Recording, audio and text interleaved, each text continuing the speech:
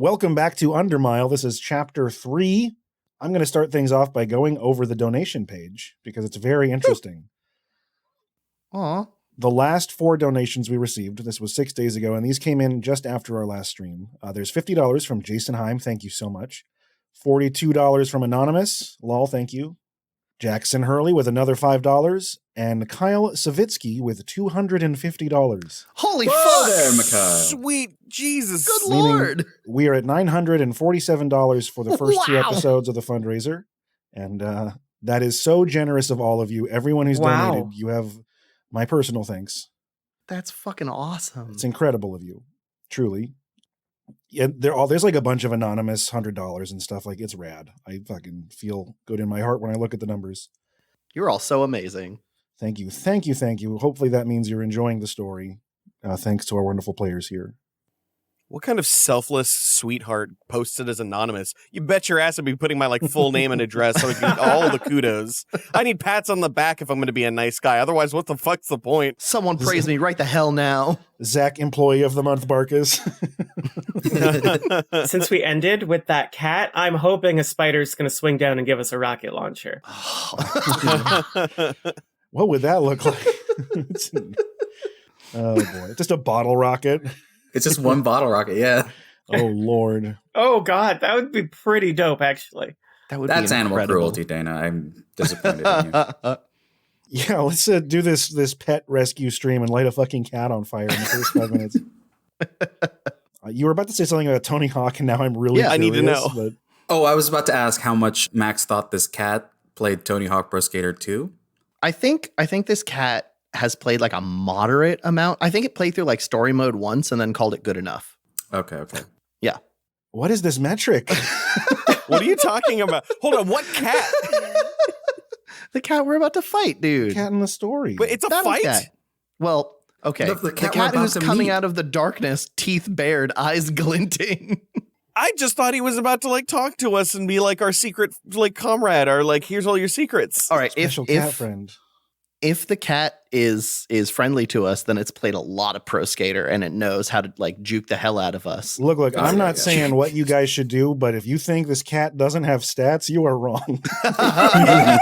Yeah, hold on while I go toe-to-toe this fucking cat. I was about to say, we can ask it. It's like, oh, do you collect corpses or make corpses? Yeah. Don't worry, everybody. I'll throw myself in front of it and it will die from horrible food poisoning minutes after devouring me. What's its Ray. high score for longest nose grind? No. What is this Tony Hawk shit coming from? I don't get it. I'm going to start the story and we're going to forget all about the 90s for a minute. Yes, let's.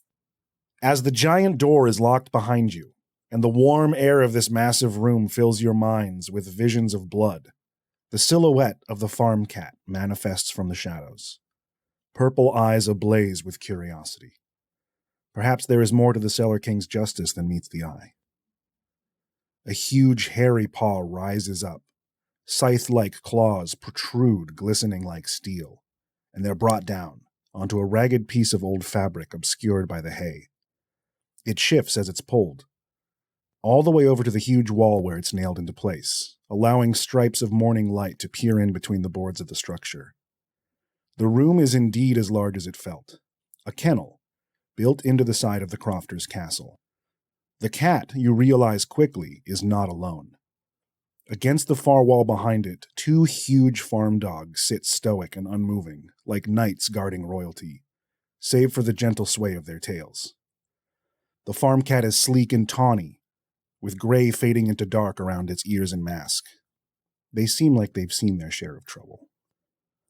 Focus time. Valerius has seen far too many people in the corridors be brought down by these vicious farm cats. And if he wasn't panicking earlier, and he's definitely panicking now. You are super sober. All of the laudanum in your system is flushed out in a nervous fart. What do we have here? 4 little dwellers and a mongrel in chains.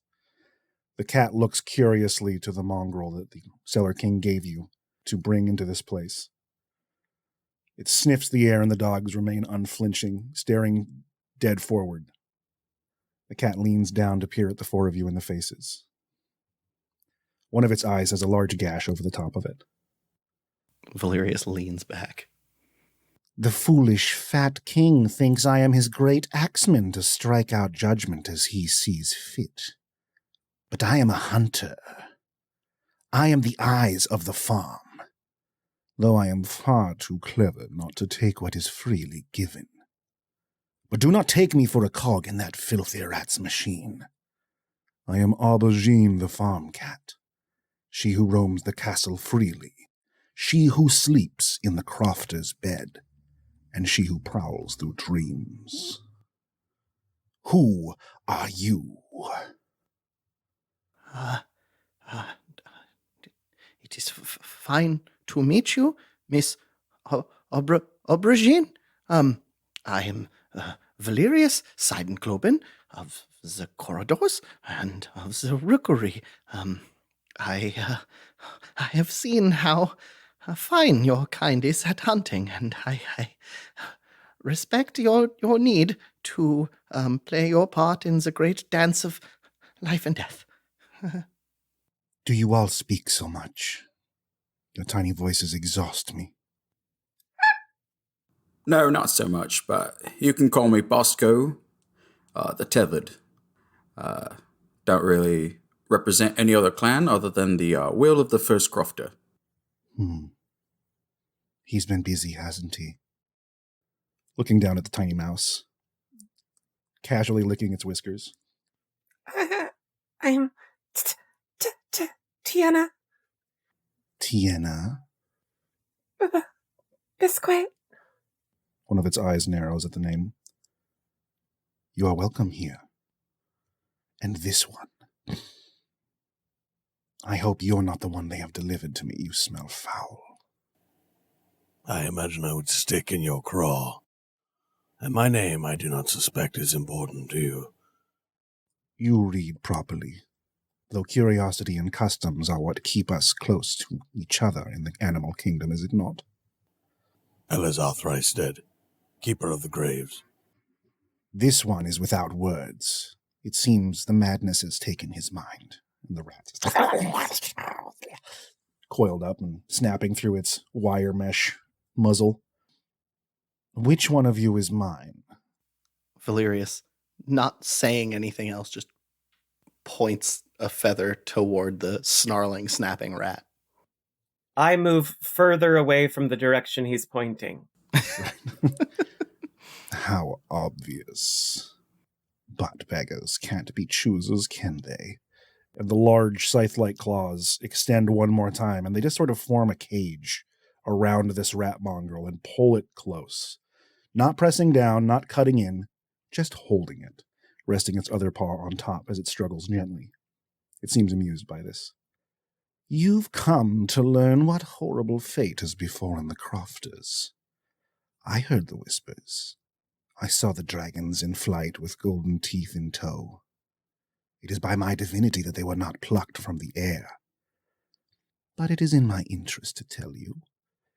For you see, whatever dark fate has fallen on this farm has put its claws into me as well.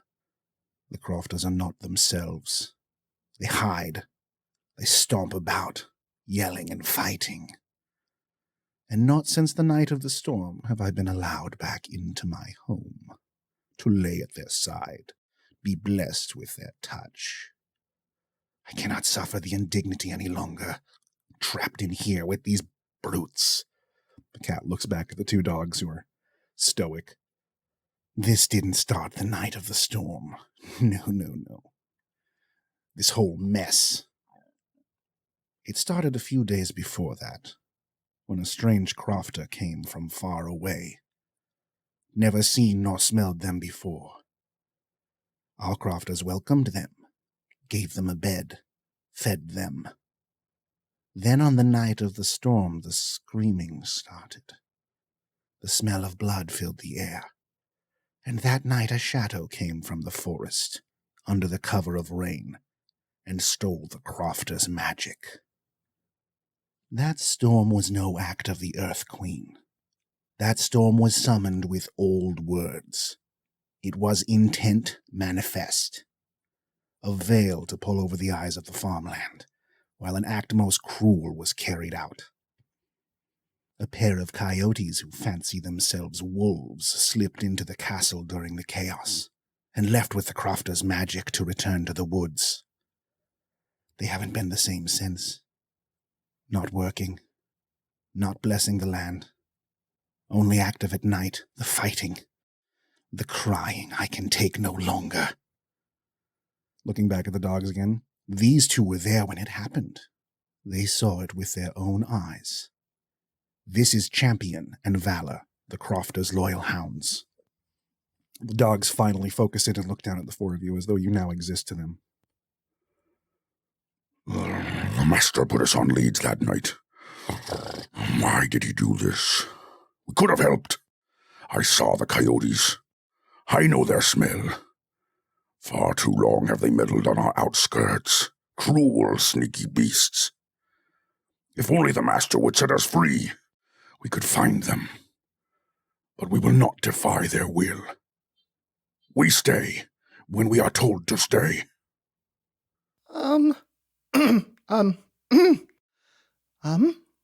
Good, sentinels. There's a lot of you. Perhaps we could travel where you could not? I have seen coyotes at the edge of the farm before. It is upon my family to watch, and maybe we could go in your stead? A huge pair of black nostrils descend close to Valerius, and the intake of air actually lifts up your robes and tussles the feather of your hat. Rookery. The cat seems to roll its eyes at this. So you are the ones who were sent by that silly rabbit. Yes. Yes. It's true. These dogs will not move. I can't get them to leave this shed. They are too honor-bound in their duty. Fools. You should travel to the southern gate. That leads into the old forest where the coyotes fled. But tread carefully. There is a cruel and strange magic beyond the crofter's domain. Some say a witch. I have heard of witches before, but have never had the great pleasure of meeting them or learning from them. There is no great pleasure in witches. Oh, looks like I'm wrong then. Well, to the gate, friends. I'm sure you're happy with your meal, aubergine. In time. Play comes before dinner. Oh, no. The cat seems to be waiting patiently as if seeing if you're going to say anything or be gone. Elazar puts his staff into Tiena's butt and pushes her forward. like a puppet, just picks her up. I am shoved forward. Tiana stumbles and falls into almost a half bow. The moment you look up, though, the eyes are right on you. Like you are centered between them as the cat leans forward curiously. Does playing with your food not seem cruel to you? Cruel? Looking down at the mongrel. Cruelty is all this creature knows. It lives and breathes cruelty. Should go out the same way. I was just taught that if we can't relieve a creature's suffering, then it's our duty to deliver it from it. Cat rolls its eyes a little bit. Believe me, I would much rather be hunting sparrows and squirrels by the fence, but I am stuck here. The farm is dangerous. It is my divine right to hunt and kill, and this is as close as I can get. Pathetic game. Hardly whets the appetite. I see. What, I wonder, does the Crofter's will mean to you? I fear that once the Crofter lost their magic, their will became unknown to even them, lost in chaos without their powers. Now, would you explain this to me, right? How How did 2 coyotes steal the power of the crofters?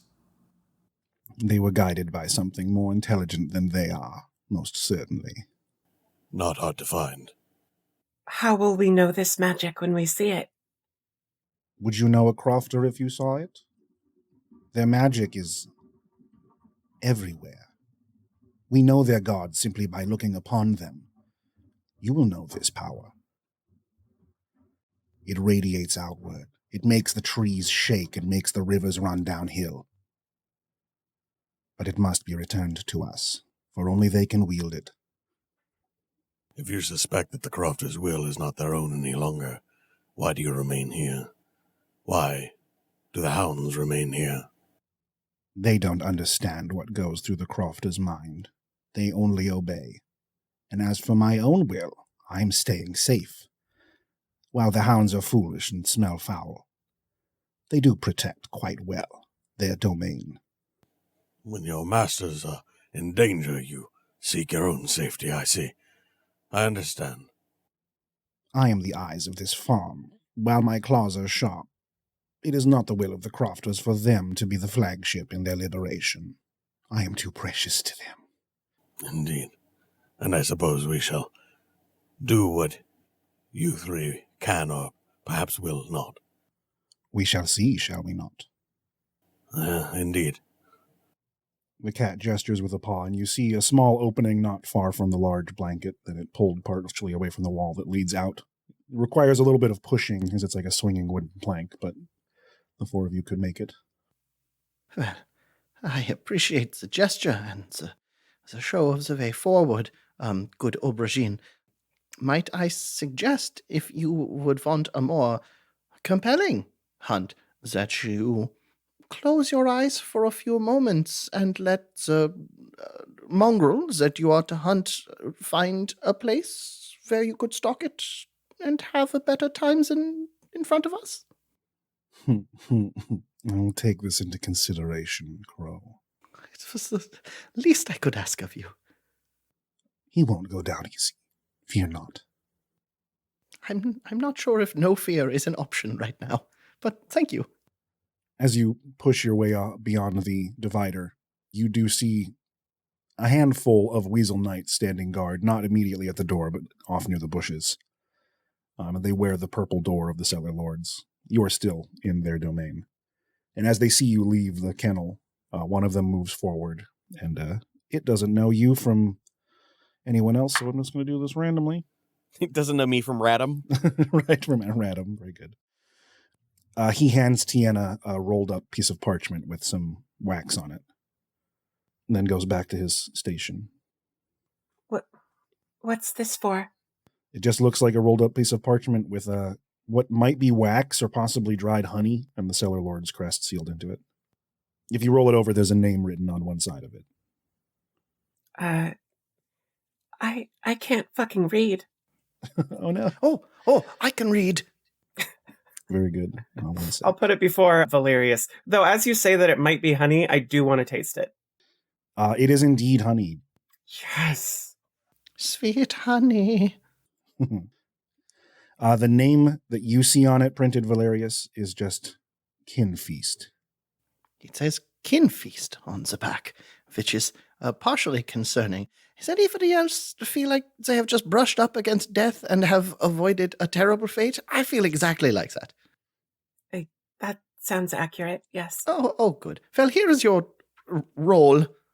If I might, perhaps, take a look. Oh, of course. I break the seal. What are you doing, Alizar? There isn't too much writing on the scroll. It simply says, "When this charade is over, return to me. I could use your mind. I could use a rat like you." And the paper seems almost slightly damp at the bottom with the smell of laudanum. Yes, I see. I roll the paper up and stuff it in my bag. Is that what you are known as amongst your own kind, Elisar? No longer. Oh. Come, we have work to do. Yes, I would like to be far from here. Am I able to do like a little history check if Kinfeast is a well-known name? You can make the check. It's going to be difficult because of the context of the setting, but not impossible. What a moniker. Right? I've got a 5 on Kinfeast. You've never heard of a badger named Kinfeast before. Okay. You've met a Ken Fist, but not a Kin Feast. I've met a Kinf West. Oh, and I've just now skipped the page and realized that there's something else. As you're leaving, another weasel delivers unto the badger. It took you just a moment to stop and read the letter. A small basket. And the basket is just full of decadent fine foods. There's like fish meat soaked in oil from the can and soft brown bread bits with seeds and nuts. It's a tiny jar of dark wine. How lovely. Well, they saw fit to give us a nice amount of feast for the road. It would be nice to find some sort of tree to perch up in and have our way with this lovely food. What my companions mean to say is thank you. The weasel just nods silently and returns.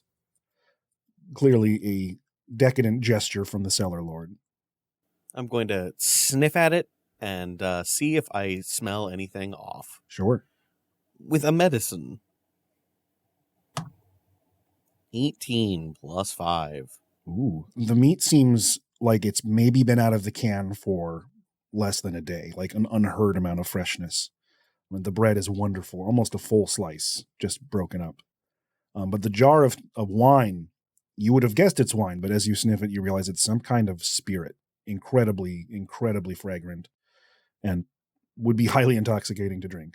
Much stronger than any red wine. I don't suspect any of this is poison, though my nose isn't quite what it used to be. If you are hungry, perhaps you should enjoy yourselves, though I believe we have a long road ahead of us. Maybe rationing would be better. I'm sure as soon as the tumultuous storm in my stomach settles, then I will know hunger once again, but things have been strange. Might I suggest fruits, greens, and other high fibrous matter? You might be stopped up for some time. Ah, yes, thank you. I am glad that you are so interested in my colonic health. I mean, crows are notoriously great poopers. Load up them thunder jugs. They've got good aim. So the morning light adds a kind of serenity to the vast farmland around you. The castle is quiet. The wheat billows in the breeze. And far off, a rooster shouts the passing of time, compelled by a greater need. But the field goes untended. The troughs and gutters grow stagnant. Where vibrant green leaves should signal life, dry gray fingers protrude from the cold earth, begging for aid. You never knew how to describe a curse before, but this landscape certainly does the job. Oh, it looks like the farm is dying. I am not like to trust cats, but I have no reason to doubt what this feline was saying. Perhaps not what it says about the farm's health, but to assume that everything it says is accurate might be premature. Perhaps you're right. You think that the cat has an agenda? I think we all have an agenda. You'd be hard-pressed to find any creature under the sun that doesn't. But whether its agenda is in alignment with ours is the only thing that truly matters. Oh, well, it's offenses of 8. Oh, cats. I have so much to learn. Well, my agenda is to find one of these coyotes, find out where they're keeping the Crofter's power, and take it. Bring it back. I couldn't agree more. The fact that the Crofter's magic is missing is deeply troubling to me in particular. I don't know what would happen if it went away entirely. Oh. Well, our fate would be very much similar to the current state of the land. Oh, that's dreary. I trust that whatever happens to the Crofters, the Earth Queen will still provide. Perhaps not so luxuriant and bountiful, but provide nonetheless. And if she does not, I suppose we'll all feast on the corpse of this place. I'm sure the Cellar King would make good eating. Indeed. Normally, moving along so brazenly as a group in broad daylight is risky for dwellers not wishing to gain unwanted attention, but the farm is silent. There are none to startle, and no guard to be raised. It's almost haunting. There are dwellers off in the distance peering up from the grass now and then, watching as you pass. I poke at the earth with my staff. Are any of you familiar with horticulture? No, not so much. I eat grass and other things, I guess. No, I'm only familiar with mouse culture, really.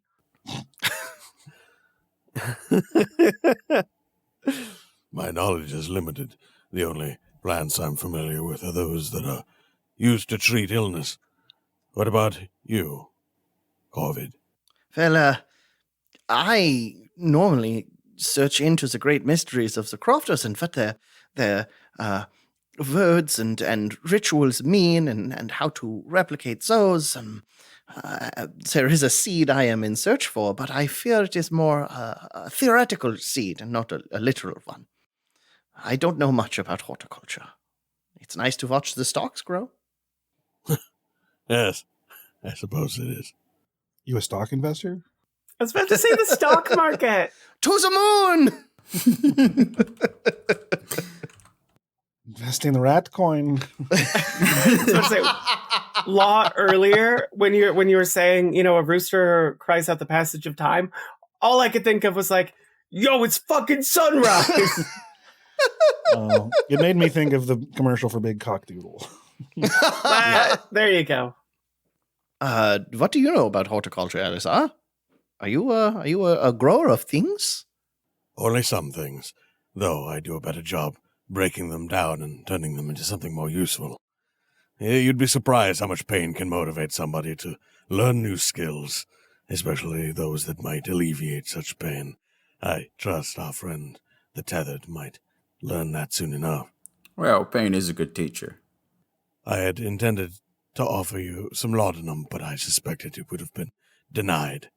Well, it doesn't have much effect on my kind, but I do appreciate the pain and what it gives me. And what does it give you, pray tell? It gives me clarity. The same can be found with some of the dark beans discovered in the pantries of the crofters. Why must clarity come from pain, I wonder? It mustn't, but it does. So I'm sure you can find other means of clarity. I just will embrace the one that I've been given. Given. Like a gift, I suppose. I don't think I've ever eaten a pain bean before. I believe it is pronounced chafa, or something to the like. Black and bitter. I drank it once and found it unappealing. Oh, well, here is my hopes that the coyotes do not assault us with this chafa. A cruel poison indeed. Valerius being trapped underground for too long is going to hop up and fly little circles around because he doesn't like dirt. As you fly overhead, you do get a glimpse of something glinting in the tall grass off the path that leads to the southern gate. You wouldn't have noticed it if you hadn't gone airborne. I'm going to do a pass down by the group, big circle, and say, "So something ahead. Oh, shining in the dirt. I'll go check it out." Careful, Corvid. I'll go check it out carefully. Woo! Roll me a perception check. Rolling a perception. Oh, fuck yeah. That's a 19 total. Ooh. You have to swoop down low to get a good glimpse through the tall grass and actually make out what the reflective glint is. And you immediately stop mid-air and nearly panic as you flap backwards, realizing that if this trap had been active, you would have been snapped shut. But it is already triggered. And there is something small stuck between the sharp teeth of this clamp trap. Does it look like something I could fish free, or should I go back and get Bosco's badger brawn to pry it open? You don't think you could pull it out. If you could, then it probably wouldn't be there. Upon a brief study, it's pretty easy to realize that it is a limb of a dweller. It is a rabbit's foot. Mr. the Tethered? I may need your considerable might over here. I think we have come across some sort of hint or clue or maybe something helpful, but it's stuck in a vase that I cannot get it. He certainly says a lot when fewer words would do. All right. Let me open it up. Give me a strength athletics. With a 6, that is a modified 20. Hell yeah. Hell yeah, Dad. Fantastic. Yeah, you take your time. You put your back into it. You don't open the trap very far, but enough for Valerius to fish out the rabbit's foot. And as you pull it out, it seems strangely intact, despite the fact that it was just trapped in the razor-sharp vices of a crofter's trap. And holding it up to the light to investigate it a little further, it begins to dissolve into trail dust. Oh. Vanishing fortune foot. I hope that's not a portent of things to come. For the next 24 hours, each of you gains 1 point of inspiration that you can use on a d20 roll. Ooh. We're packed full of foot powder. Let's fucking go. And that is one of the Deus Exes of the donation chain, is the Lucky Rabbit's foot. Thank you all so much. Hell yeah. Gross. I'm really holding out for an M2 Browning. Can we get a link to the donation page? Absolutely, we can. Hell yeah. You were just fishing for more boons. Come on. Don't fucking call me out like that. I gotta keep it honest, you know. Boon fishing. We all have ulterior motives. Elazar, what did the Cellar King mean when he said that you had a reputation? I have no reputation, I suppose. Well, you did say it's been thrice dead, so leads us to believe it did exist once. Perhaps. And in that time, I might have earned something like a reputation for myself. But you imagine that taking a new name and perhaps wearing a mask might be cause enough to leave one's past behind them. Well, sorry for asking. You're right to ask. We are traveling companions. It is best we know as much as we can about each other. Yes. Especially since you've pushed me now towards 2 different kinds of predators. You must understand, I am simply encouraging you to behave as your predecessor did. Oh, I'm not sure I can. Right, that's quite unfair. Not too many mice can live up to the greatness of Jamina. One need not live up to, only strive for. And I suspect you have much striving to do, much of it on this very quest. Did any of you know Jam Jam? Well, did spend some time in the trenches out with her. Not too many mice can survive there. Really had her own. We should go. A long road ahead. I agree. Yes. Well, Valerius is hopping forward, fluttering his wings. We who fly among the trees and glide amongst the corridors have not heard of her much, save for the occasional wishes of strength and need for inspiration that some of our crawling companions look for. She is a name that is sometimes offered up akin to prayer. That's all we know about her, though. But that sounds, you have quite the legacy to continue on. As you make your way to the edge of the farmland, thoughts distracting, an old childhood rhyme comes to mind, a poem that all young dwellers learn no matter what clan they serve. It runs around the farm all day and all into the night. You will be safe, so long as it is always in your sight. Never tires, never halts, never moves, never faults. What lies beyond the last defense, we do not cross beyond the fence. Inside we're kept out of harm's way. Beyond no crofters hear you pray. And the great fence stands before you that encircles the farmland, coming into view. Thick wooden poles buried deep in the earth, twisting wires pinned and wrapped like ribs on a great unending spine. A simple enough thing for small animals like you to bypass, but in its own way, an act of defiance. Now, through every obstacle we've faced, Bosco has stared it right in the face or the eyes. The cat invoked no fear in him. But when we get near this fence, Bosco will bow his head in somewhat of a sign of reverence, but also shame. Even the Sky Knights hesitate to go beyond this. I'll step up next to Bosco and do whatever he's doing because it looks like it's important. You imitate the gesture of reverence towards the wires of the fence. Well, I continue walking forward and look for an opening. For one of your size, it's not hard to find openings. There is a gate that can be unlatched. It seems like a somewhat complicated mechanism, but small creatures can squirm their way through without much fear of the barbs. Valeria says the easiest approach available to him. all right. Can I go up to the fence and almost like a pro wrestler, put like stepping on the bottom rope and pulling up the middle and top rope, make some room for the others? I like the visual of that very much, so go ahead. Let's see an athletics check. Let's see a wisdom athletics check. Ooh. Can I get your best Bosco Randy Savage? Oh, yeah. Oh, yeah. Trying to mix both at the same time. Wait. Well, crack into a Slim Jim. Oh, that is bad. It's so bad trying to mix both of them. It's so good.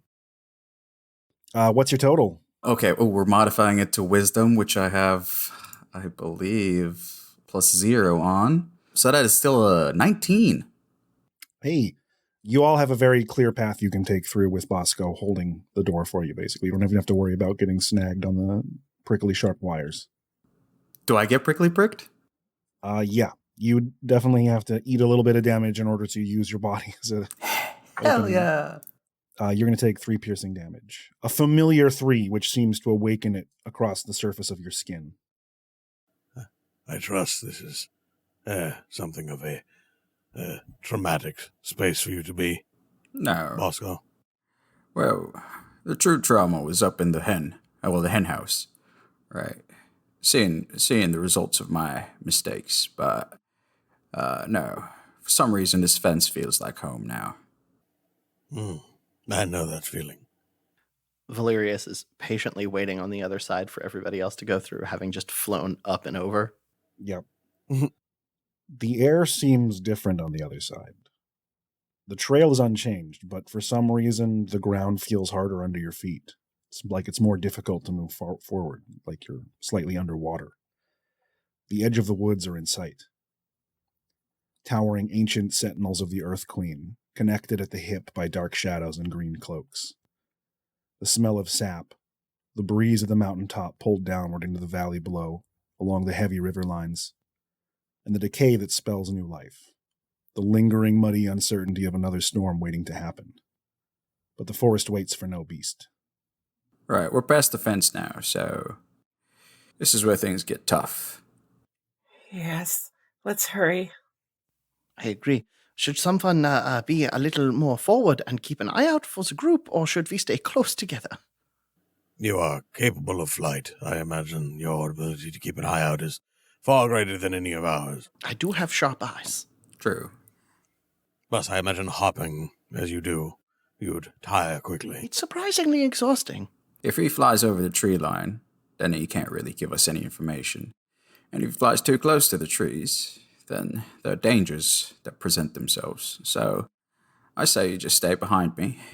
And if you really want to, just latch on. I could do that. Perhaps moving and bumping would be difficult with those thorns. I'll stay by for now, in the trees and the closest branches near the ground. Valerius will flutter up, perch on a nearby branch, and watch. Look down, keeping pace with everybody to the best of his ability.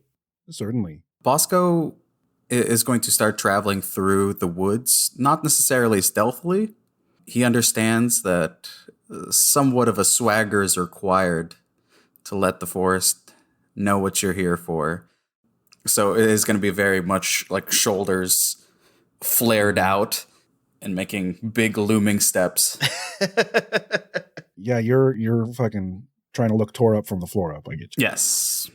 And in kind of leading the way, blazing the trail, the undergrowth is pretty thick, so there is actually a degree of large badger claws being utilized like machetes and here and there to clear off some large bushes and thick vines. But the ancient woods stand at attention around you now that you enter them, each knot and root staring and pointing at the outsiders. The sound of distant birds is unsettling, like they speak a different tongue in their song. The smell of predators lingers on the trees. Everything off the trail is tall and wild, and without sticking together, you'd be lost in an instant. And since you're going first, I guess I'll have you roll a survival check, Bosco. And then I'll get a perception check from Valerius because you're peeping from above. The old eyes don't work like they used to. Tiana follows closely behind Bosco, wringing her tail in her hands and looking up at the trees. Elazar's going to start rubbing dirt and other mess into his outer robes, and then I'm going to carefully start stealthing through off this beaten path. Certainly. After their rolls have been set aside here, go ahead and give me a stealth check. So what'd you get for survival, Bosco? With a +2, it's a 4 total. Ooh. How about you, Valerius? Perception? I got an 18, 15 plus 3. All right. And go ahead and give me a stealth check just so I have it. I got a meager 12. Okay. Well, if no one's paying attention, then for a moment they lose track of Elazar. But you can tell he's still there somewhere, just taking advantage of the overgrowth. Bosco, you are caught up as some of your thorny tethers get meshed in with some actual natural thorny tethers. And it takes a moment of unbinding to do it without too much agony. You're not used to plowing through vegetation. You'd take soft earth any day over these fucking leaves. Right. Hold on, Bosco. You're caught. I'll help you. And Tiana's nimble fingers seem very adept at untangling the vines and leaves from your barbed wire. Right. Yeah, I think I feel something. It's a little to the left. A little down more. I think it's this. Okay. There's just a giant thorn sticking in his side. You didn't even notice. Just a tiny itch. From your literal bird's eye view, Valerius, you kind of lose yourself in how much there is to see. There are so many trees, each one completely unique, each one worthy of its own painting and story. Every leaf on the ground is a slightly different shade of green. You have to stop and really focus and zoom out. And you realize the path you're kind of on is actually, from above, very clear in many places, as though it has been walked on a lot recently. And closer inspection reveals, this would be a great place for a knowledge crofter. Let's go. God, do better than my last one. Come on. Shit. I'll take it. It's a 14 total, 9 plus 5. That'll do. Inspecting it, you realize that these are the tracks of a large adult crofter, and they have been here a lot recently. Like, the depressions are regular, back and forth. Mine traveling companions. It seems that someone has made their way through here recently and often. I shall leave a trail for you to follow, yes? Just look up. Since I got my new Druidcraft ability, I'm going to hop to like the end of each of the little branches I'm on and peck at little buds until they like flower open and leave a little trail of flowers on the branches so we know where to go. Adorable. I love that. Very, very precious. Thank you. And it is indeed helpful. As your group travels further into the forest following the Corvid's magical flowers and keeping an eye out for the smell of predators that seems to linger in the air, a fog begins to settle. It was so subtle that you barely noticed it until it was thick enough that you couldn't see the distant trees anymore. It feels like you've crossed some kind of unseen threshold. From one forest to another. You feel more alert. The terrain seems to make more sense. You're no longer in chaos. Is this a place for the awoken? Could you have found it again if you tried? Two voices fill the silence. A deep, savage, canine laughter. And that is where we will take our first break for the evening. Hail, you cuties! Welcome back to the farm. This is Chapter 3 of Undermile, and next week is the finale, and we hope you're excited. We're still thinking about how much fun we had making this. If you want to see what other stuff we're up to on Twitch, like me and Zach's new hardcore Soul Link Nuzlocke, or a lot of new Penny plays starting in the near future, go follow us at Slapdash Streams. New episodes of the LUQ premiere every Monday night, continuing after Undermile wraps up. All the Undermile artwork and world notes have been uploaded to the Patreon as well as the character sheets, and that doesn't even include all the LUQ rewards you can get by joining. It's a ton of stuff, and at the highest tiers you can make a character to join the game's meta, or be mentioned with the legendary mid-roll teams. Those teams are the Twilight Concord, the Forgotten Legacy, the Ceaseless Horde, or this week's featured team, the Titans Rise, with Darsmail, Evelyn, and Roman, aka Big Boy Roy. Some great ways to show your support are to join the Discord, mention us on social media, or leave a review of the show. Leaving a rating on platforms like Spotify and iTunes helps our visibility and makes the family grow. We hope to get to know you soon. But that's enough out of me. Let's get you back to the Undermile.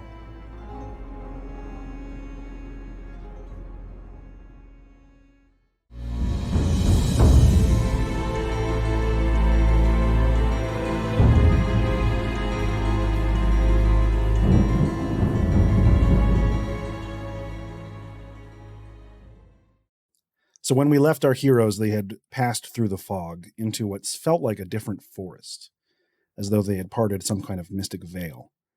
And the silence was broken by the sounds of canine laughter, and two voices echo out from the thin fog. Well, what we have here? Looks like some lost farm beasts wandered too far from the crofter's teat. You come looking for something, little friends? As two mangy coyotes come into view, petite in size. Between the two of them, there are 3 beady yellow eyes and 1 bulbous red swollen eye. One of them has 2 large pins pierced through its ear and another through the nose. You've heard reputation of these two before. They are notoriously menaces to the crofter and have been for some time. Their names are Ripper and Jag. You come here looking for something, then? They kind of pace around you in a circle, an even space between the two of them. Right. In fact, we were looking for 2 coyotes. Oh, maybe we came here looking for you. But we just got here. I don't see how that would work. She told us you might be coming. Hush now. He kind of sticks his tail between his legs as the other one silences him. Wait. Who said we were coming? This place belongs to our master. You're not welcome here. Is that the teat that you suckle at? If we bring her your bones, we'll be rewarded handsomely. Oh, you'll have to catch me first, and last time I saw you're bad at climbing trees. The 2 coyotes lock eyes and begin to chuckle as we roll initiative. Ooh, shit. Oh, Lord. Right, but real quick, Valerius, your insult was very targeted against us mammals. I don't like it. I was about to say, I don't think Valerius understands teats. He's teetened. Oh, Lordy. Ooh. Oh, no. That sounds like a good roll. So what do we get for initiative starting with Valerius? Valerius gets a 14. All right. How about Bosco? 18. Ooh, Bosco. Tiana? Tiana is going to continue shaking until initiative 6. Okay, sounded like you weren't too thrilled with your roll. 6! How about Ella's? I mean, you're the Dex fighter. They're supposed to go last, right? I'm fast! And in the trend of fast people going last, I rolled a whopping 3 plus 3, baby, for a 6. Hell yeah. You and me, Elazar. I think you're both equally dexterous. So, who has the highest intelligence? 12. I have a 9 intelligence. Well, you're both going pretty slow. The good news is for no one that the coyotes go on a 19. No. So we'll keep that right there. And I cannot tell you how fucking long it has been since I have run a theater of the mind battle. So this is like completely forgotten terrain for yours truly. Oh, I'm so excited. Yeah. So, at initiative 20, the lair awakens, and the chaos trickster magic of the coyotes takes effect. That's Valerius, so Uh-oh, I need hi. you to roll me a wisdom saving throw. I talked a big dumb game. Ooh. Ooh. I got an 18, 15 plus 3. Wow. Okay. Ripper looks up skyward towards your mocking voice and says, Little birds can't fly forever. We'll get you soon enough, little one, and your bones will snap like the rest. and fear penetrates your mind for a moment, but you manage to shake it off. You can feel the words starting to freeze your limbs and confuse you, but you are too clever. An old trick, but not a particularly creative one. All right. And then the coyotes, as they've been circling you, are going to pick up their pace. And as they circle inward, each of them is going to snap at one of you with its big, nasty coyote teeth. So that is going to be one at Bosco and one at Elazar. Going for the nasty snack first. All Oh, right. They want them nasty snackies. So the first coyote fang snap bite coming in at Bosco is coming in at a 16. Does that hit your AC? That is not going to hit. Ooh. As I am holding my horseshoe shield. Ah. Yeah, so the teeth clatter against your shield, and for a moment, a little bit of fresh blood is drawn as it gets too close to your tangling barbed wire armor. And it recoils for just a moment, snapping and wincing. The one coming in at Elazar is, why do my dice love Zach so much? 13? Not going to do it. No, I suppose not. All right, so each of the they call themselves wolves, but they're coyote. Trash wolves. Trash wolves, very good. They both miss, but they get to use their bonus action to disengage and continue circling around you, as they are tricksters. They have stalk by attack? Rude. That brings us to Bosco the Tethered. All right. Bosco is going to, as bonus action, enter a rage.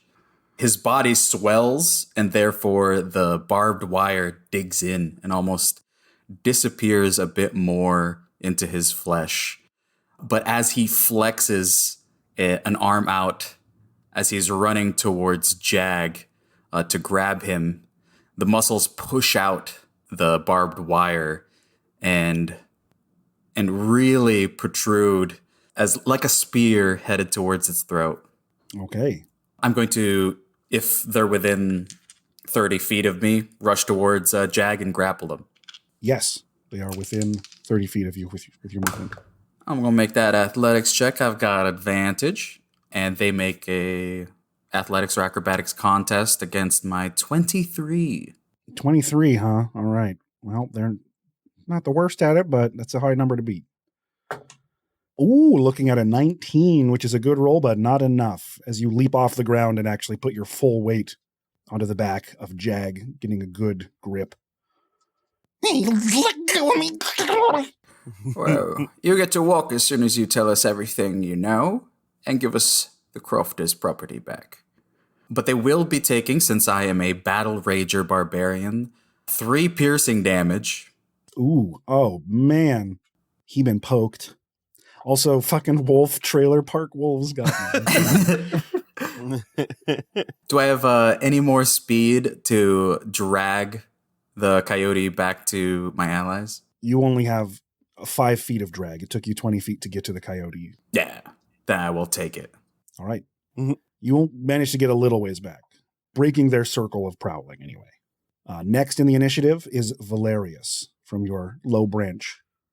Valerius will fly over to a branch that's directly above where Bosco just grabbed a hold of one of the trailer park wolves here, stare down at them, and say, "There are worse things to lose than gifts from your master, and the seed waits to crack for us all."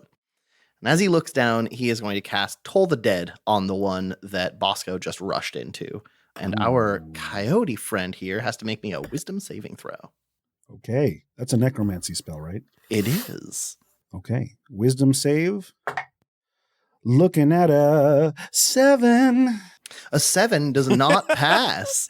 I He would is the say not. proud new owner of 5 necrotic damage. Hey, As he is suddenly aware of the amount of dead things that sit in the soil around him as the curled up, desiccated remains, bones, tight flesh, whatever, of long dead voles and other little surface creatures are luminous and visible through the loam below. excellent. And Bosco, as you grapple and tether with Jag, the smell of coyote blood is flowing down his fur, and for a moment you get an extra whiff of that bad sour smell that comes with rotten meat. Something necrotic is affecting this creature. That brings us to Tiana Biscuit. Is that a hide check? Kiana hasn't moved this entire time. She just mouths to Elazar nearby. Do you think they can see us? If they can't, I'll make sure they do. Surely enough, as she stops shaking, her hand starts moving towards the handle of her grandmother's needle. But then she thinks better of it, and she runs. Okay. What's the light like in this area? One of the things we noted early on is that basically all animals are going to effectively have dark sight. So there is a narrative darkness that we were all going to follow. This is dim light. Mostly due to the fog, not so much the light. That is fine, because I have a racial feature, Mm-hmm. Tunnel Runner, which allows me to hide as a bonus action in dim light. So I'm going to hide as a bonus action, and then since I get my standard action, I'm going to run further. Okay. Just going to get out of there. All right. Go ahead and give me a stealth check, and I'm just going to get 2 opposed perceptions out of the way as you attempt this. So long, chumps. That's a 16. All right. Ripper has no idea where you are. Jag has a very keen nose. Even through the forest fog, he can smell a scared mouse. Right, and she's probably just like huddled under some leaves and shit, like just shaking. Even through the reek of old Band-Aids that Elazar is giving off constantly. That classic bandage stew smell. Speak of the bedandaged, it is Elazar's turn. Elazar starts off with kind of a slumping stagger, almost as if he's too weak or too tired to carry himself, before he instantly breaks into a run and uses his full 40 feet of movement to close the distance on them. As he does, his claws seem to come out, almost peeling back through the necrotized flesh. Normally I am inclined to protect those around me, but your crimes deserve worse punishments than mine. Are you closing in on Jag or Ripper? I'm going to close on the one that's hurt the most. Okay, Jag's the only one who's been attacked thus far. Radical. Jag it is. Take this, you Jag. You're going to have to roll a quick Jag off. I was trying to find a way to work that in. I got a 13 plus 5 for an 18. Hits. And then I'm going to go ahead and do that offhand. That one's only a 7 plus 5 for a 12. 12 misses. Oh, you don't say. But after that, I'm going to go ahead and trigger my flurry of blows to do 2 more. Hell One additional. Oh? You basically, Just one Flurry for- of Blows turns your bonus attack into 2 attacks. So you have 3 total. Oh. Okay. Fair enough. That's a doozy. That's a solid crit right there, baby. Oh, a crit. Doozy. Ooh. Ooh, we got them pickle paws. Fat. Doozy. Is that the crit thing?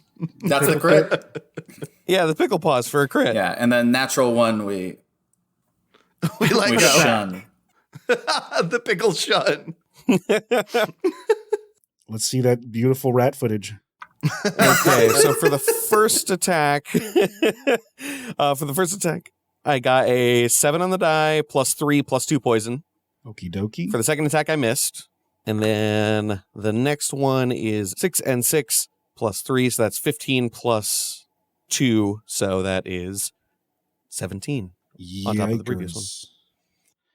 So you basically vault up one of the back legs of this grappled coyote, and along the way you're just ripping and rending flesh, like peeling away large chunks of coyote fur. blood is just pouring out, and you're clinging to its flank. Mm. And it lets out several massive yelps. I'm going to pause the combat real quick just to say we have passed the 1,000 mark for donations. Our last 3 donations are 13 from Jackson Hurley, 30 from Jacob Beckstead, and another 20 from Jacob Beckstead.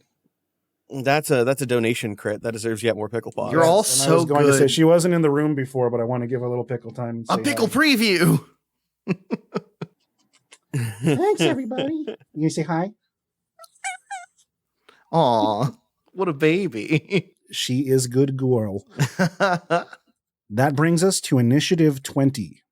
And that means the layer action comes to life. Oh, no. Now, Bosco, Elazar, you were positive that you ran out and tackled Jag. Like, he was the one you went for, he responded, but something about the way they're running about and the fog, somehow they magically trade places. This was, in fact, Ripper that you've been grappling this whole time. You're not sure how, some kind of trickery comes into play. But they get the old switcheroo as their special layer action. Interesting. So you're now grappled with an undamaged Ripper, and that makes it their turn to attack. So Ripper is going to whip back and try to snap at the rat that is lanced into his buttocks, seeing how deadly these poisonous little claws can be to their fragile coyote meat. That's a critical bite against Elazar. Ooh. Oh, So that's a thing. that's a dingle. A total of 18 piercing damage as these massive teeth snap down on you. Does he take poison damage from biting into a leper? If he were to swallow, without question.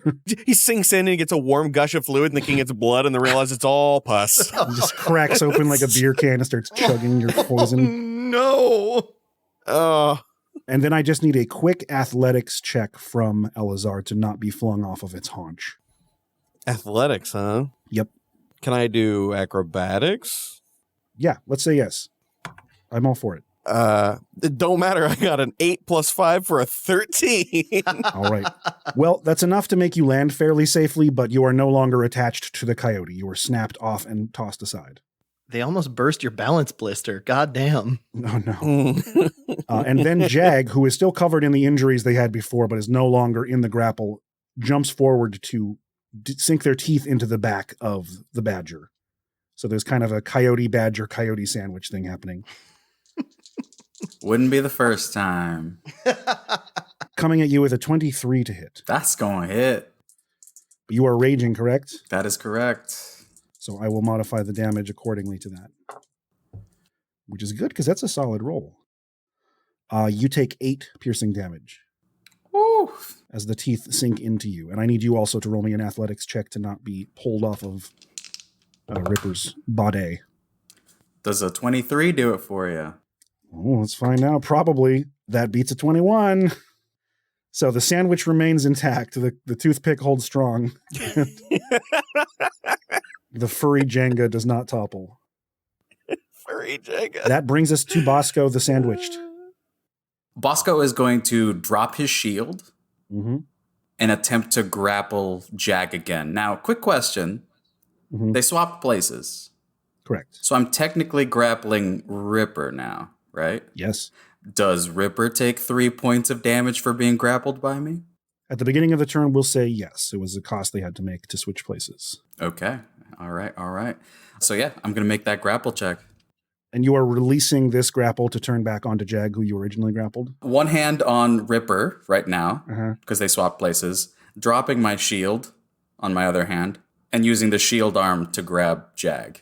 So you're kind of trying to double grapple in a way? I'm trying to double grapple. I will take disadvantage of, because they are big boys, I guess. Yeah, they're actually, you don't have to worry about disadvantage, but they are going to have advantage to manipulate your grapple when you're trying to divide your strength in half for the two of them. Yeah, that sounds good to me. But go ahead and roll your d4 for the Ripper damage at the beginning of the turn, and then your grapple check. My D4 is if I make the attack. My flat grapple is just 3 points no matter Oh, what. okay, that's right. 3 points noted. Let's see that roll for the grapple against Jag. I rolled pretty good. I have a 25. Fuck me. I rolled a 22, and I was very proud of it. I've got advantage from raging. It's too good. Oh, I know. It's Your too strength good. stat is no doubt higher than that of the coyotes. they're still large boys. But yeah, you're kind of like Three Stooge and like got one in each paw, and they're thrashing about. It's a mess. It is the least honorable looking combat, but it's effective. Yeah, now here's the thing. I've got 10 feet of burrowing speed.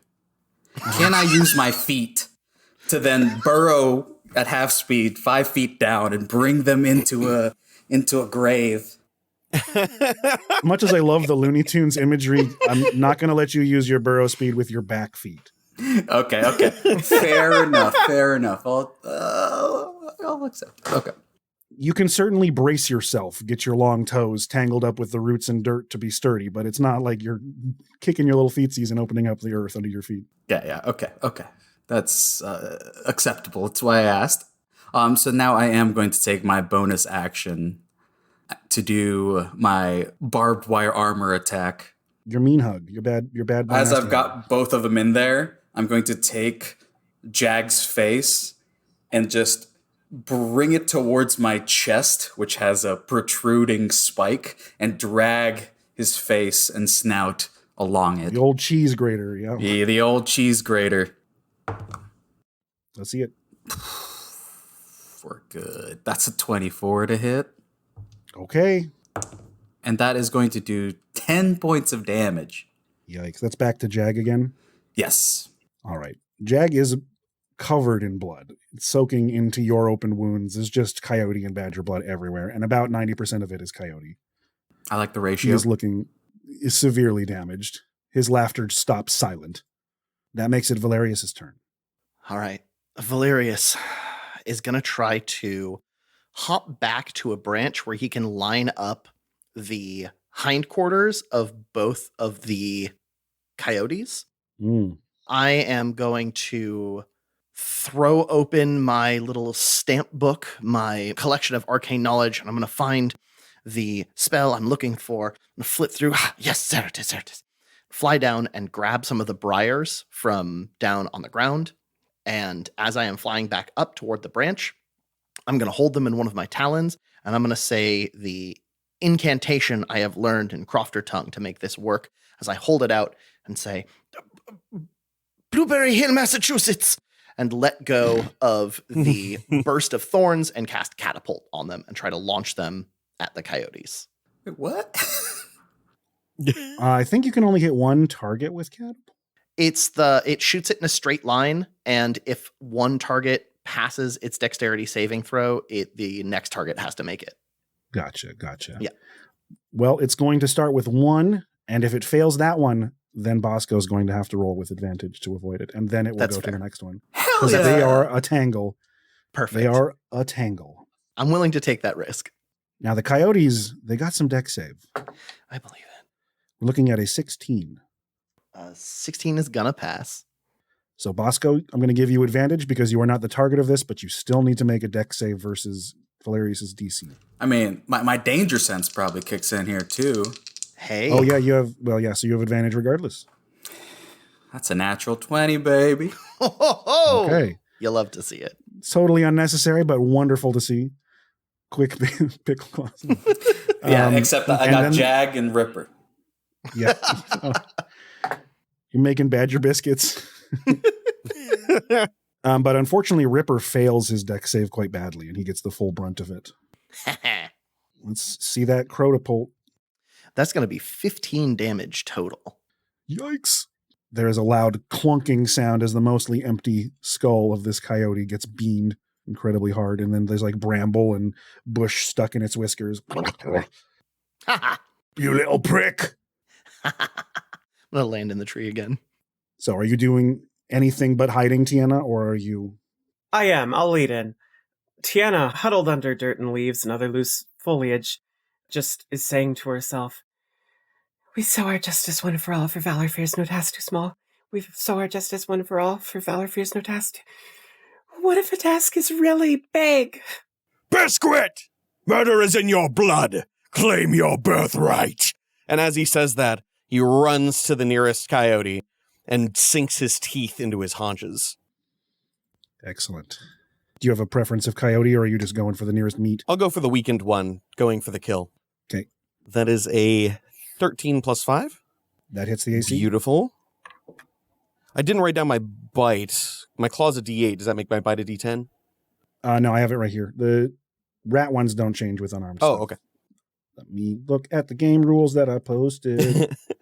Rat has a 1d6 piercing, finesse, poison. 6.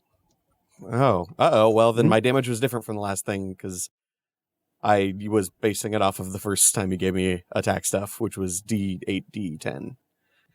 Oops. It's a new system. That is going to be a 4 damage, and that's going to be adding dex since it's finesse. So that makes it a 7 Mhm. plus poison. So, yeah. And then I'm going to spend a key point to do Flurry of Blows, and I'm going to replace one of the blows with healing, and I'm going to drink the blood and gain sustenance from it. Okay. So you're using healing hands on Yes. yourself. So I'm going to suck down this coyote blood, and then with my spare attack, I'm going to drive my claw into the wound and try to tear it open wider. Oh, damn. I didn't know we were playing Vampire the Mouse Game. This is a 12 plus 5, so 17. Yes, that hits their not very high AC. All right. You said the claw's same as bite? Whatever monk unarmed is. For Oh, low level. gotcha. So that's a 2 plus 3 plus 2, so that would be 7. 7. Down. Okay. So, Jag seems to topple over, breaking the grapple due to unconsciousness as blood protrudes from a massive wound in its neck. And what do you heal for the healing I heal hands? my martial die plus my wisdom mod. And that is a 3 plus 3, so that makes it a 6. Woo! You take a nice palm full of warm coyote blood. And Jag topples to the ground as a wheezing laugh leaves its lungs. Blood. Elazar's mask is askew, revealing rotting flesh and a milky white eye. He licks blood from his chops as he adjusts the face masks and says, The femoral artery. A fast death. My old friend. Wonderful and terrifying. Tiana, you can now follow up on your turn's actions. Which of my allies has taken the most damage in this combat? Definitely Elazar. Okay. Tiana is going to steel herself, shut her eyes, and scream as she runs into the fray, finally reaching for Cruel, her grandmother's needle, and drawing it for the first time from her belt. It sings as it hits the open air. And Ripper is the one that's left? Yes. I'm going to needle him. Okay. Love to see it. It sings, so a needle pulling thread. How's a 24? Yes. Very yes. Yes and change. Wait, is this attack with your eyes closed? No, she opened up Narrative. at some point. Gus, this sun from the window, what is this at this time of day? That's what I was dealing look with so like dramatic. 20 minutes ago. You're getting fully green screen faced. Yeah, and that is 12 damage for that hit. Oh, dang. Hell yeah. I will say a little bit of sunlight on your face does add to the aesthetic of the background. It makes you look like you're hiding in your grass. Oh, it looked really good until Like it you're started just triggering the green pushing screen. past the grass. They've got that leafiness to them, the ribbons of light. So your needle strikes outward into the back leg of this coyote, finding a tendon, which it manages to puncture, and you hear kind of a wet release from inside of its leg as it limps and yelps, staggering to the ground for a moment before scampering back up. And then Tiana is just going to heft a shield into her offhand and get ready to throw down, her shield being a button. Adorable little button. Okay, that brings us to initiative 20. Ripper turns around and locks eyes with Tiana for a moment and says, Be gone, troublesome mouse. and I need you to roll me a wisdom saving throw. Is this a fear effect? No, actually, it's an enchantment. Sorry, it's not fear. Okay. That's okay. Just checking. Enchantment. Wisdom saving throw. Yes, please. That is a 16. Nice. Wow, you've all made the save as the words cut deep and fill you with doubt, but you avoid any psychic damage or ramifications of failing the save. Tiana stutters as she says, Run away, and we won't kill you. That brings us to the one remaining coyote's turn, who is in not the best shape, better than his jaggy friend. You killed my brother. I'll eat your flesh, all of you. And he goes into a frenzy. So the closest targets are either of the three of you, so he's just going to kind of chaotically snap out at whoever feels comfortable. You're all fucking with him quite badly. That's Tiana. So he turned to face you, and he's going to snap at you. We are looking at a 23 total. That is a hit. However, so I have a maneuver called parry, which when I'm hit with a melee attack, I can use my reaction to expend a superiority die to reduce the damage by the number on the die plus 3. Wonderful. Big fan of the parry. So the damage coming at you is 12. Go ahead and roll your superiority die, I believe D8. So that is a low number, but I'm still going to reduce it by 5. Oh, hell yeah. So you take 7 instead, as big teeth snap down around you just long enough for you to scamper away, bringing it to Bosco's turn. One of the coyotes you grappled falls limp to the ground. The other one turns away from you in a frenzy. Knowing that the mist can sometimes play tricks, I'm not going to let go of the unconscious one, if that's okay. Yeah, you'll remain at the disadvantage of grappling two things, but you're holding on to Jag's dead body. Right. And I'm going to say to the rest of my allies, I need one of them alive. At which point, I'm going to pull Rip towards me and then initiate a shove action in an attempt to make them prone by hooking my little hind leg claws on their paws and knocking them to the ground. Great. Let's see the roll. With advantage, I am looking at an 18. Just fuck. I have advantage because you're double fisting this. I rolled 2 ones. Oh, that deserves some fucking... Double. I don't know what to give it. Double unos. So you execute a rare tactic from Greyholm, the Badger Suplex. As you get your meaty badger paw around this coyote's neck and pull it backwards, falling with all of your weight and pinning it to the ground, kicking its legs, but it's like a dog that you have scruffed. It seems trapped. Yeah, in my character sheet, I have suplex as a 2nd level spell, so... Aha. Well, you've cast it and it failed its saving throw. All right. Now that it's prone, I get advantage to attack it. So do my friends. So I'm then going to use my bonus action as I have it like pinned down onto the ground. Just going to shove my shoulder into its neck over and over again. Just going to do the death spin. Oh my god, this advantage is helping me so much. So instead of an 8, I'm looking at a 24. Yeah, it's funny how advantage helps. Yes. All right, so 4 plus 4 plus 2 plus 2 is 12. Are you intending to kill? This is attempting to be non-lethal. Okay, well, you non-lethal the last of Ripper's hit points away. As the impact of the suplex hitting a tree and then your shoulder burying into its throat just knock the wind out of him and he lays still, just wheezing. Elazar begins to run for the downed foe, claws out. No. They're down. He doesn't seem to be paying much attention.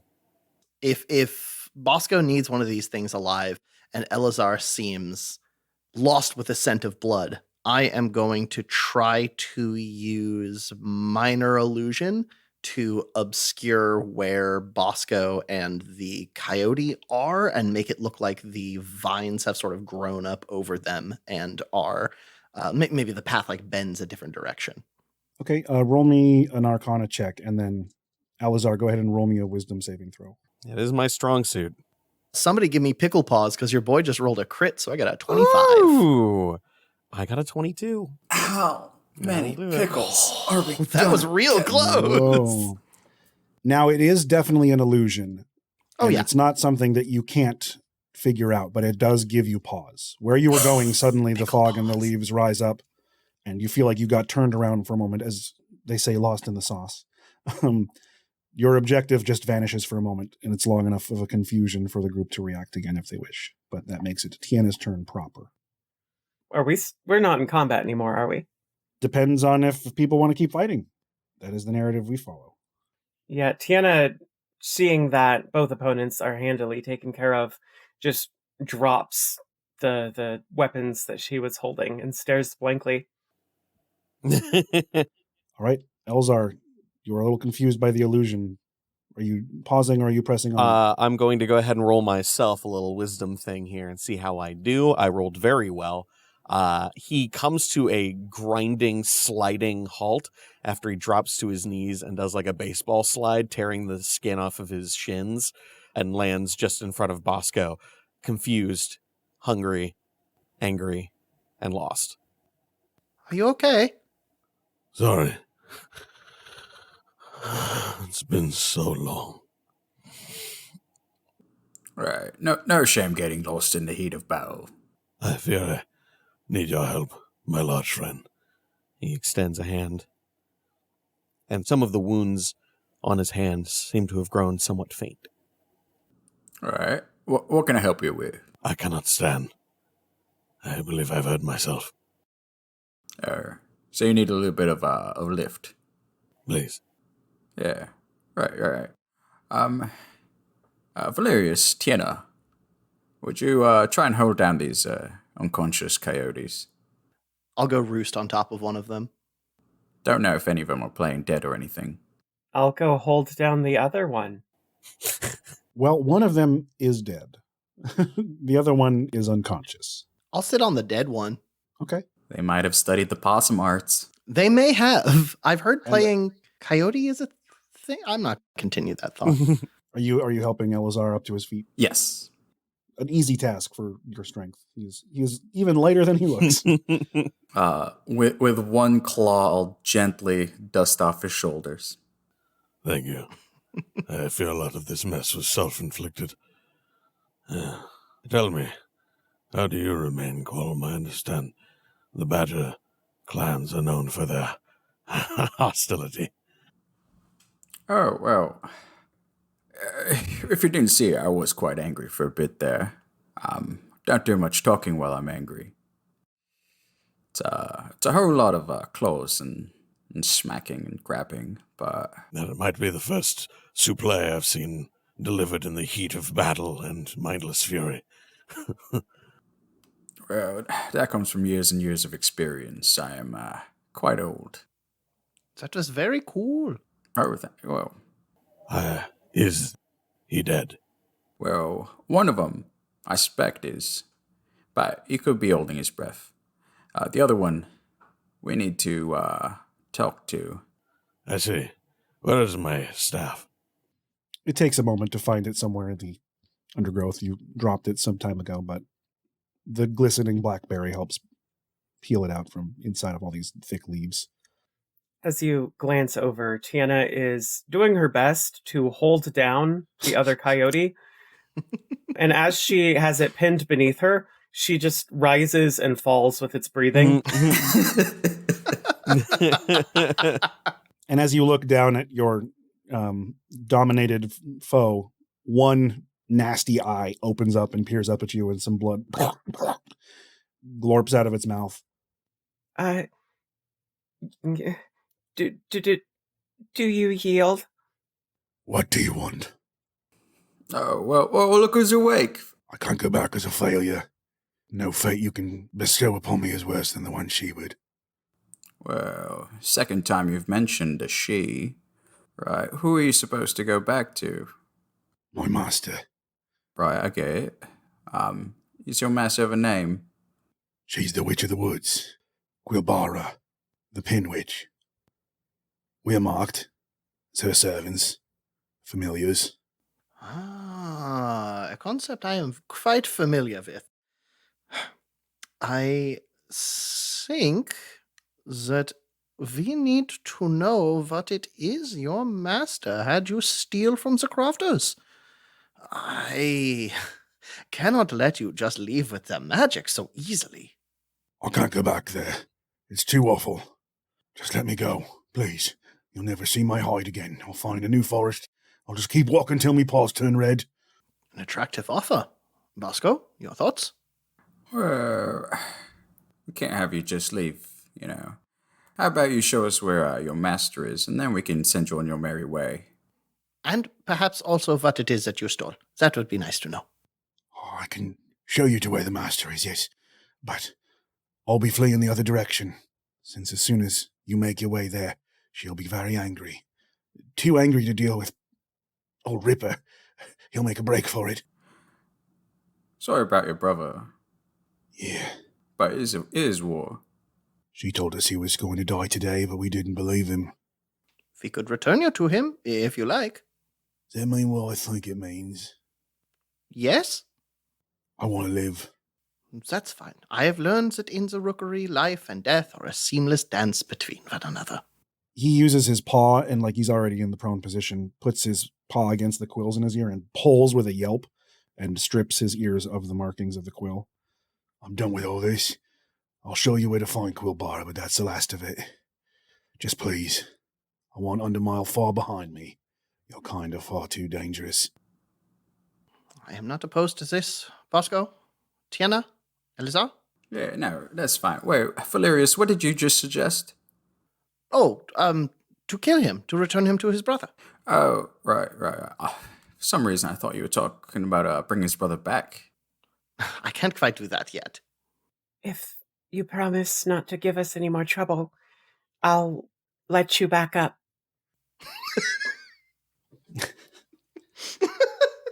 He will struggle to his feet, wounded, limping, but he's got his tail between his legs and his haunches are flat. Yeah, as he gets up, Tiana will hop down. Follow me then. I'll show you what you need to find. Just be quiet. She sees everything, hears everything. You rally yourselves as you leave the battle behind you. It's a long journey. Your group needs to stop for a moment and recuperate before you press on.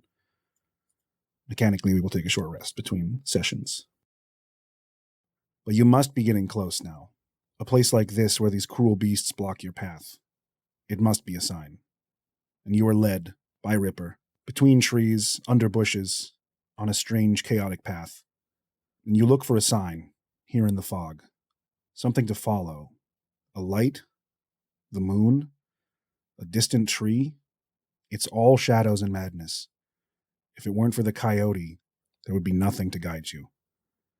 But while your eyes fail you, it's your animal senses that serve you now.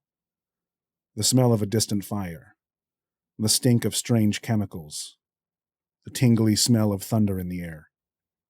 And as you follow it, instincts going wild, the sound. An otherworldly wailing, the essence of fear and agony. The desperation and dread of it shakes you to your core. Raw screams of hatred and dismay beyond simple emotion. A more horrific sign to follow you couldn't imagine. You slow your pace. You must be near something. The scream is now guiding you. The hair and feathers on your neck standing on edge. And one foot in front of the other, the foggy outline of a clearing comes into view. A fire burns, its flames too cruel for valiant reds and yellows. It crackles in hungry greens and mournful purples. An overturned helmet from an ancient war bubbles on a chain, cooking away its dark concoction. A hut made of animal hides and patterned fabrics in the crofter's own hand stands dead center. The ribs of large beasts adorn the top of it like curved spikes. Bones of rats, birds, mice, badgers, dogs, and even bears jingle in the breeze on leather straps. And the screaming, the wailing of the damned, issuing forth from a tiny red wagon filled with furs and shredded garments. The piercing shrieks of the lost and frightened, too new to understand terror, too pure to make a choice, and too desperate to be silent. The crofter's stolen magic lies before you, taken and hidden in a place between worlds. A newborn human baby in the nest of an ancient witch.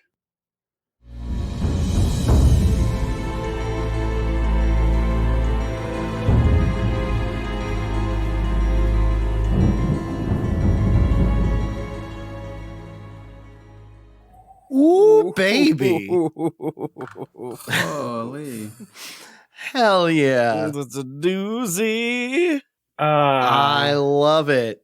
That was dope. We can't have Bosco carry a baby. Oh, come on. Well, you're right. Bosco's you're right. built for baby carrying, baby squat. I'd go so far as to say that He won't accidentally drop it. It sticks in place. I'll make a baby sled. I don't think anyone here could reasonably safely carry a baby. No. Zach's talking about the cast, not the cameras. When does League of Ultimate Babysitting start? Oh no. I don't know. I have never held a baby. No? You've never held it? Dana, No. you've never held a baby? Wow. Mm-mm. It's like holding a person, but smaller and poopier. That's how I imagined It's it. like holding a football, but more fragile.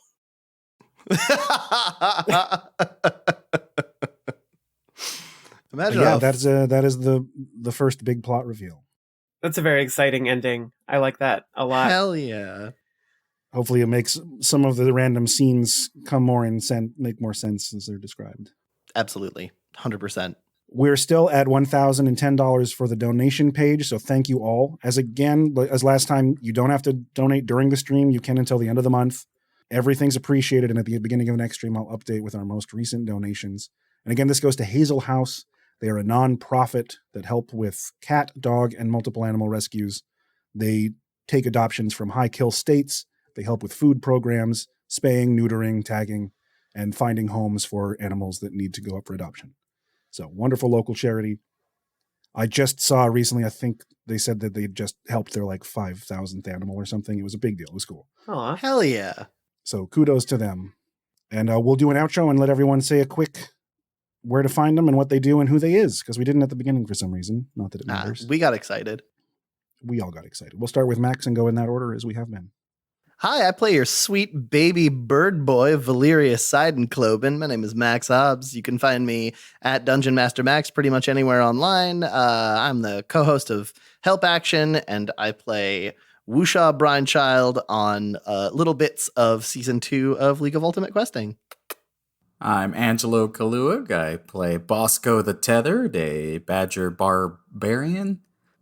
And you can find me on Season 2 of League of Ultimate Questing Battle Axis. Yeah. I am Dana Ebert. I play Tiana Biscuit, the mouse battle master, but battle master as a fencer. Battle Mouster? Battle Mouster. Mouster. Yeah, you can find me on most social media at Mistress Dana RPG. Pretty much every social media now, though some are very virgin accounts. Tomorrow, I have a stream on TTRPG. That's TEATRPG.